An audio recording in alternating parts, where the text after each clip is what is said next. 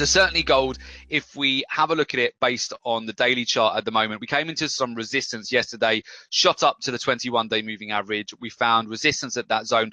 3 occasions we're seeing sellers come in around the 1,276 US dollars per ounce level. And this morning we are holding on to underlying support here. I suspect we need some sort of news item, which we're going to have very shortly, coming up in about 20 minutes, to really get the US dollar to move here, and also gold and silver either to find support at these levels, or we do have the potential for a bear flag formation, which could lead to a sell-off here on gold and a revisit of the 1255 zone, possibly as low as the 1240 zone in the lead up to the FOMC statement next week. But on the flip side of that, if we do see momentum pick up with gold against the US dollar here, if it can hold on to this underlying trend channel and get a pop higher here, it does, especially if it can break above around 1280, it has the opportunity then to fill this gap and move back towards the 1290 to 1,300 US dollar zone. Now I'll put on your radar gold against the euro so you can see the sort of formation that has had over the last couple of weeks. It's had a perfect retracement here, found support around the 200-day moving average,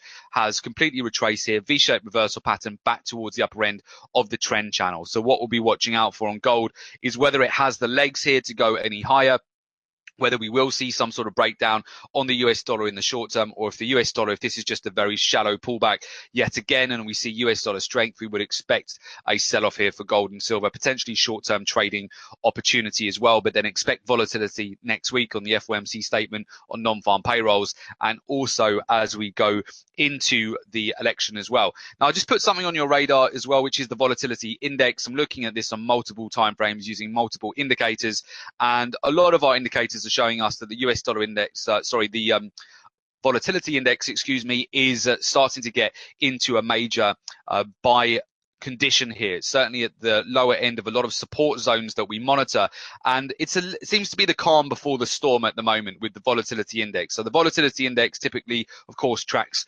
volatility in the market, uncertainty, fear.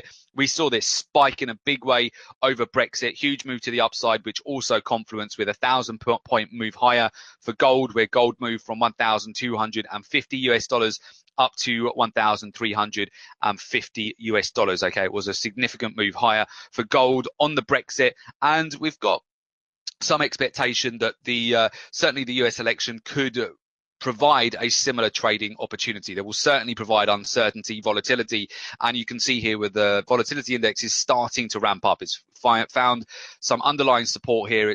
In my opinion, it's the calm before the storm here as we go into November. And I do bear in mind where we are sat within the volatility index. Typically, increased volatility is supportive of safe havens like gold and silver. It's also worth noting that during the Brexit vote, we saw the US dollar rally at the same time gold and silver rallied as well. All of them rallied in tandem. So it's just something to bear in mind. But we'll break it down in more detail. We go deeper into this on next week's webinar as well. But I just want to show you where we are at with respect to the volatility index at the moment, the VIX right now. Okay, so